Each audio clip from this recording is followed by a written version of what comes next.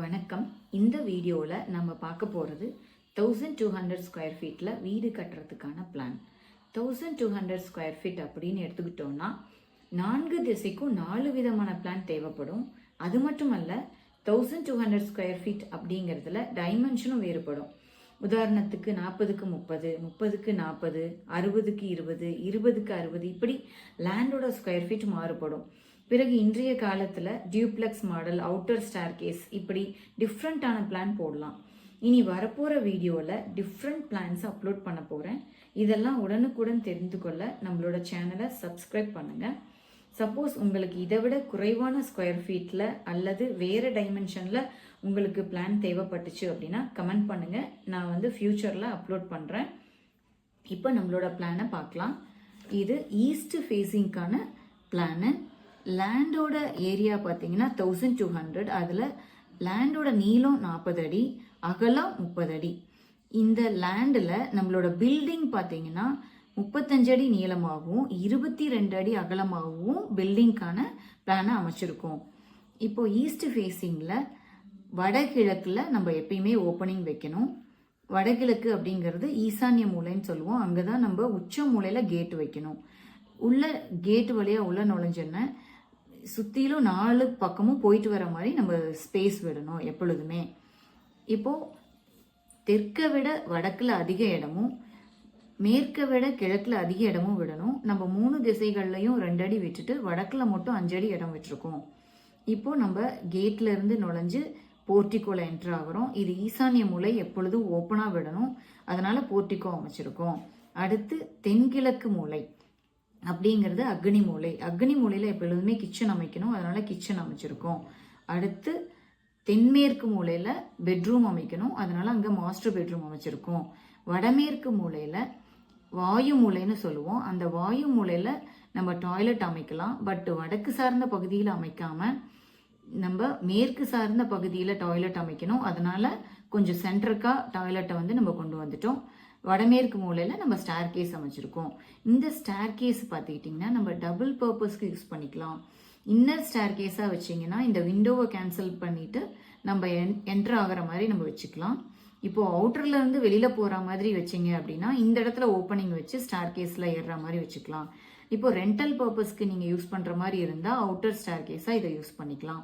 So double பர்பஸ்க்கு நம்ம இதை யூஸ் பண்ணிக்கலாம். அடுத்து நம்ம இந்த வடகிழக்கு ஈசானி மூலைன்னு சொல்லப்படுற வடகிழக்கு மூலமாக நம்ம என்ட்ரு ஆகிறோம். இது போர்ட்டிக்கோ. போர்ட்டிக்கோவோட சைஸ் பார்த்தீங்க அப்படின்னா 10க்கு 6, 10 அடி அகலமாகவும் நீளம் 6 அடியாகவும் இருக்குது. பார்க்குறதுக்கு உங்களுக்கு சின்னதாக தான் தெரியும். பட் இது என்ன அப்படின்னா இந்த இடத்துல இது வால் கிடையாது. இது நம்மளோட பிளான் எப்பயுமே பார்த்தீங்கன்னா பில்டிங் சதுரமாகவோ அல்லது செவ்வக வடிவிலையோ இருக்கணும். எந்த திசையிலையும் நீண்டு இருக்கக்கூடாது. அதனால் நான் இங்கே லைன் போட்டு நான் இதை காமிச்சிருக்கேன் செவ்வகமாக இருக்கிறதுக்காக. 4 கார்னரும் ஸ்ட்ரைட்டாக இருக்கணும். இப்போ இங்கே பார்த்தீங்கன்னா நம்மளோட பில்லரை நம்ம இங்கே அமைக்கணும். பட் இந்த இடத்துல காங்கிரீட்டை வேணால் நம்ம கிழக்குலேயும் வடக்குலேயும் அதிகப்படுத்திக்கலாம். பட் இந்த பில்லர் அப்படிங்கிறது ஸ்ட்ரைட்டாக இங்கே அமைக்கணும். இப்போ போர்ட்டிக்கோவோட அகலம் பார்த்தீங்கன்னா 10 அடி, நீளம் 6 அடியாக இருக்குது. இது வழியாக நம்ம இந்த கேட்லேருந்து மெயின் டோருக்கு என்ட்ரு ஆகிறோம். மெயின் டோர் வழியாக லிவிங் ரூம்க்கு என்ட்ரு ஆகிறோம். லிவிங் ரூம் 10க்கு 16 அடி, 10 அடி அகலமாகவும் நீளம் 16 அடியாகவும் இருக்குது. இந்த லிவிங் ரூமோட லெஃப்ட் சைடில் பூஜா ஷெல்ஃப் அமைச்சிருக்கோம். இப்போ இந்த பூஜா ஷெல்ஃபில் எப்பயுமே சூரிய ஒளி படணும். அதனால் பூஜா ஷெல்ஃபுக்கு நேராக ஒரு விண்டோ அமைச்சிருக்கோம். அடுத்து ரைட் சைடில் ஸ்டார் கேஸ் அமைச்சிருக்கோம். இது அவுட்டர் ஸ்டார் கேஸ். ஆல்ரெடி சொன்ன மாதிரி அவுட்டர் ஸ்டார் கேஸ்னால் வெளியிலேருந்து போய்க்கலாம். இன்னர்னா இந்த விண்டோ கேன்சல் பண்ணி உள்ளேருந்து போய்க்கலாம். இந்த லிவிங் ரூமில் இருந்து நம்ம டைனிங்க்கு என்ட்ரு ஆகிறோம். டைனிங் ரூம் 10க்கு 8, அகலம் 10 அடியாகவும் நீளம் 8 அடியாகவும் அமைச்சிருக்கோம். இந்த டைனிங்லேருந்து கிச்சனுக்கு என்ட்ரு ஆகிறோம். கிச்சனும் பார்த்தீங்கன்னா 10க்கு 8, 10 அடி அகலமாகவும் 8 அடி நீளமாகவும் அமைச்சிருக்கோம். இப்போ எகெயின் டைனிங் வழியாக நம்ம மாஸ்டர் பெட்ரூம்க்கு என்ட்ரு ஆகிறோம். மாஸ்டர் பெட்ரூமோட சைஸ் பார்த்தீங்கன்னா 10க்கு 16, 10 அடி அகலமாகவும் நீளம் 16 அடியாகவும் அமைச்சிருக்கோம். மாஸ்டர் பெட்ரூம்லேருந்து அட்டாச்சு டாய்லெட் அமைச்சிருக்கோம். அதோட அகலம் பார்த்தீங்கன்னா 4 அடி, நீளம் 8 அடியாக அமைச்சிருக்கோம். இப்போ இந்த டாய்லெட்டும் பூஜா செல்ஃபுக்கும் நடுவில் ஒரு பார்ட்டிஷன் டபுள் வால் அமைச்சுக்கிட்டோம் அப்படின்னா வாஸ்து ரீதியாக இது வந்து ஒட்டி இருக்கிற மாதிரி இல்லாமல் இருக்கும்.